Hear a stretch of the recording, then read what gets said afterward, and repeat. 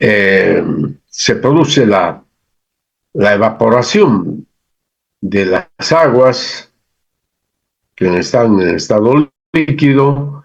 Entonces se produce la evaporación por la acción de la radiación solar. Entonces el vapor de agua se va hacia la atmósfera y en la atmósfera, entonces, por diferentes procesos físicos especialmente, se forman las nubes, ¿no? Las nubes son gotitas, están formadas por gotitas de agua, ya lo saben. Gotitas de agua minúsculas, es decir, el agua en las nubes está en estado líquido. Es decir, el vapor de agua se condensa, ¿no? Para formar las nubes. Bien, y estas minúsculas gotitas de agua que forman las nubes, que están en suspensión debido a su peso, que es totalmente despreciable, las gotitas se juntan, miles o millones de gotitas se juntan para formar una sola gota de lluvia. Y entonces esa gota ya de mayor tamaño, con un peso significativo, es atraída por la fuerza de la gravedad y cae a tierra, produciéndose de esta manera la precipitación, ¿no? Entonces el agua llega a la superficie terrestre, ya en forma líquida, puede ser en forma líquida, en forma de nieve, en forma sólida, como es el granizo, etc. Entonces, esa es la precipitación. Bien, entonces, los elementos necesarios para que se forme la precipitación son los siguientes. En primer lugar, tenemos que contar con una humedad atmosférica. Humedad atmosférica, la radiación solar, un mecanismo de enfriamiento del aire, la presencia de núcleos higroscópicos para que haya la condensación.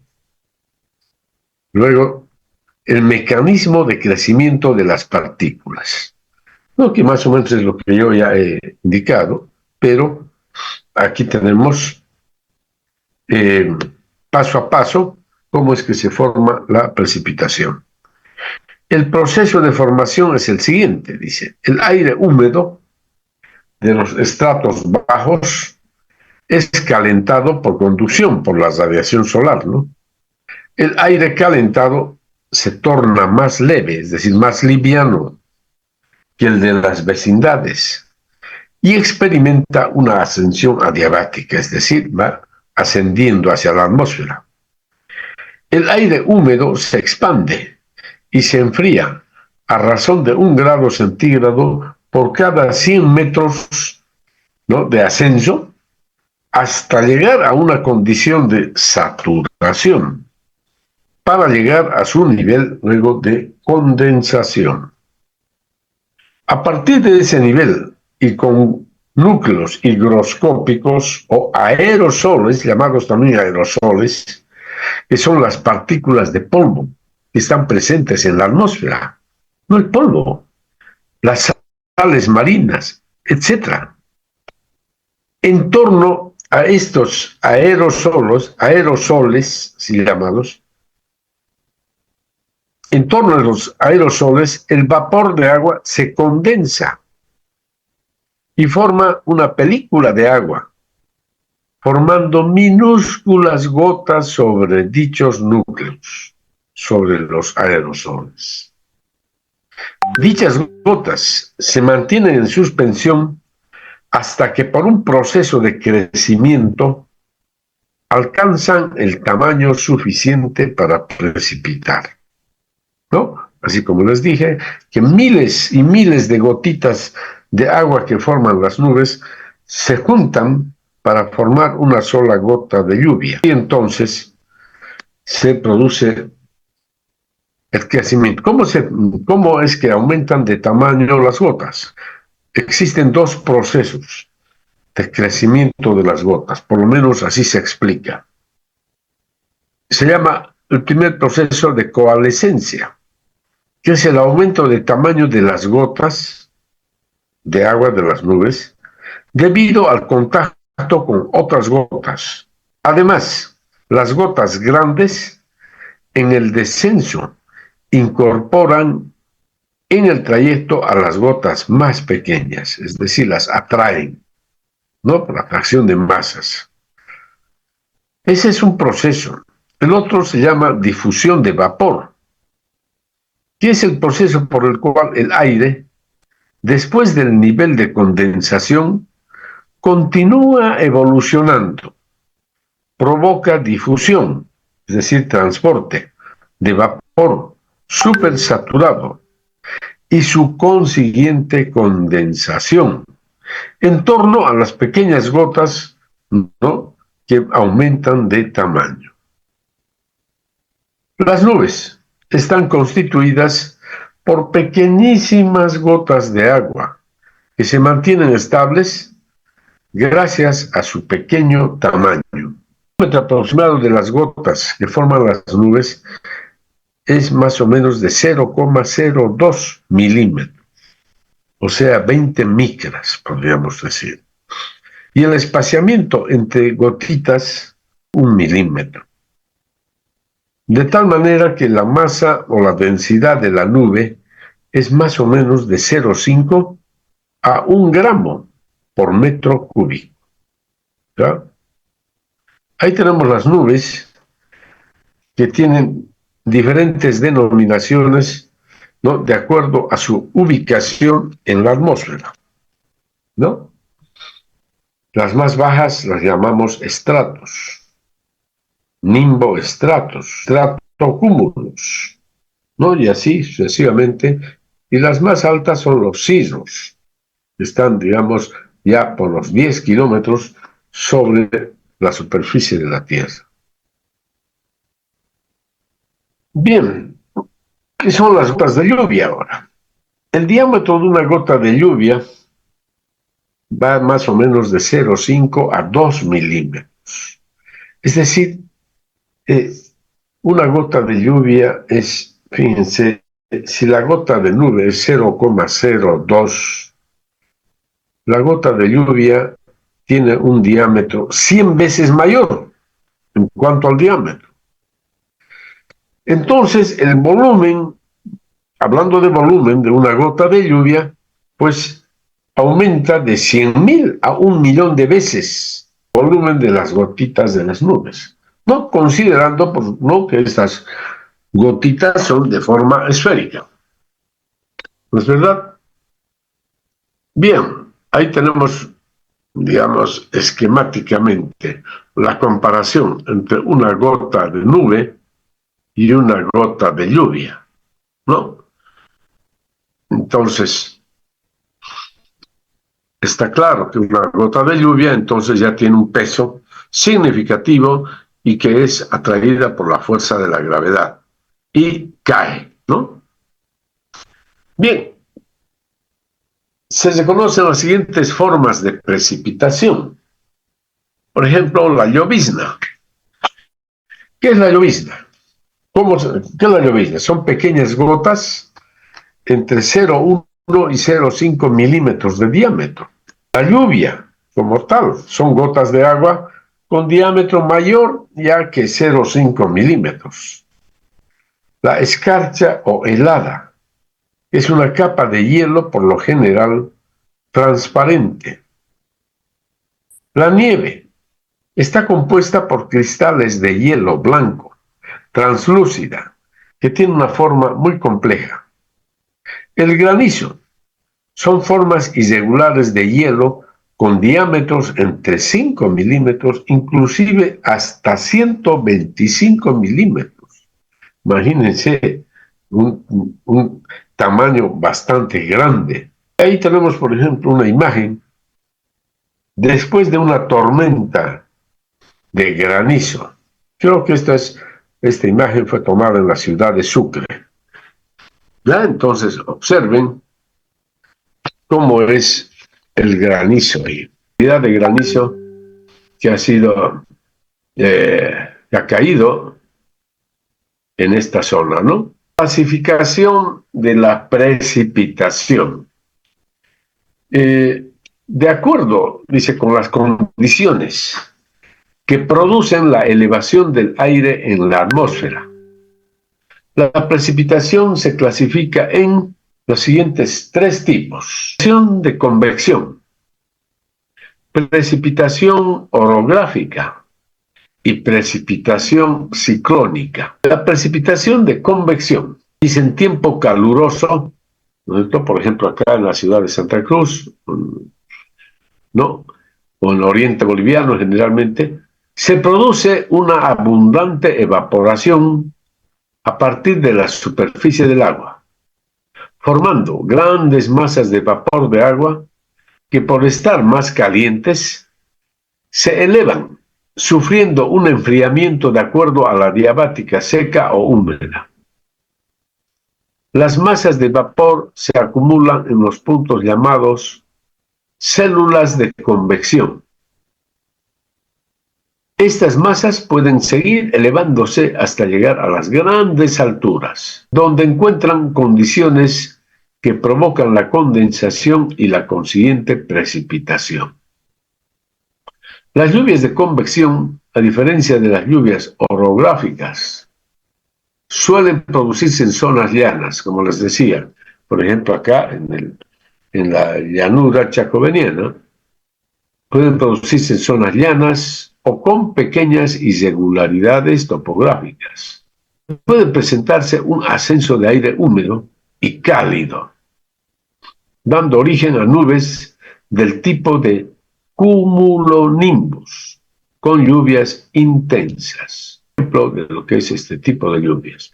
Ahí se puede observar, ¿no?, en la parte central, cómo es que se está produciendo, digamos, la precipitación en una determinada zona, nada más, ¿no? Una determinada zona, que puede abarcar varios kilómetros, por supuesto, ¿no? Entonces aquí más o menos se explica cómo es este tipo de precipitación, ¿no? Entonces acá se observa como el aire que es calentado por la radiación solar va ascendiendo, ¿no? Y a medida que va ascendiendo, entonces el aire va enfriándose a una razón de 1 grado centígrado aproximadamente por cada 100 metros.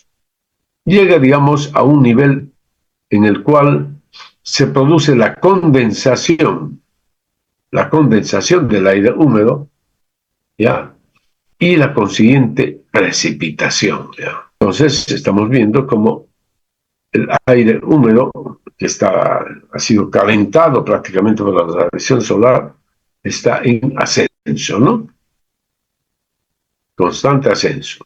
Como les dije, por lo menos, y va perdiendo, y se va enfriando a razón de 1 grado centígrado por cada 100 metros de ascenso. Otro tipo de precipitación, la precipitación orográfica. Se producen cuando el vapor de agua que se forma sobre la superficie de agua es empujada por el viento hacia las montañas.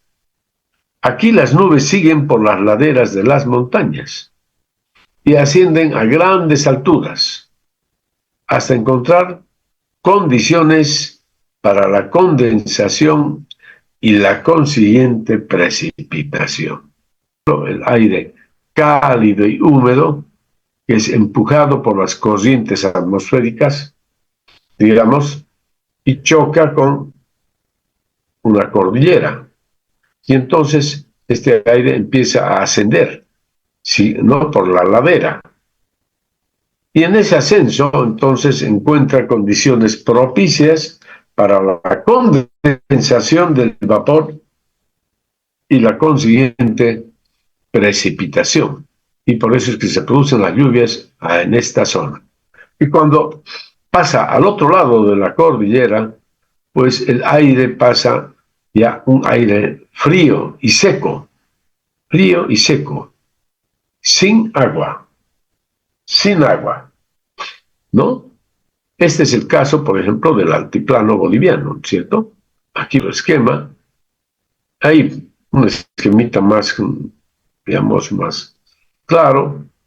Acá tenemos el océano Atlántico, digamos que esta es toda la zona amazónica, y entonces el aire húmedo es empujado por las corrientes atmosféricas y pues llega hacia la cordillera de los Andes. Y entonces, en su ascenso por la ladera de la cordillera de los Andes, el aire húmedo encuentra condiciones propicias para la condensación y la consiguiente precipitación. Y entonces fíjense cómo es que a este lado, en el flanco oriental de la cordillera de los Andes, se presentan precipitaciones, intensas precipitaciones se presentan acá en el flanco oriental de la cordillera de los Andes. Y entonces cuando estas masas de aire pasan al otro lado de la cordillera, pues ya el aire es seco, seco y frío, ya al otro lado de la cordillera. Es decir, ya cuando estamos en el altiplano. En el altiplano, entonces, el aire que pasó por acá es seco y frío además. Por eso es que el clima en el altiplano es frío y tampoco llueve significativamente, porque todo el agua se quedó en el flanco oriental, ¿no? En el flanco oriental. Por esa razón es que en Bolivia, en todo lo que es el subandino, tenemos precipitaciones normalmente intensas y además prácticamente durante todo el año. Y se debe a este tipo de precipitación, la vertiente oriental y la vertiente occidental. Precipitación ciclónica. Se producen cuando hay un encuentro de dos masas de aire con diferente temperatura y humedad. Las nubes más calientes son violentamente impulsadas a las partes más altas, donde pueden producirse la condensación y la precipitación.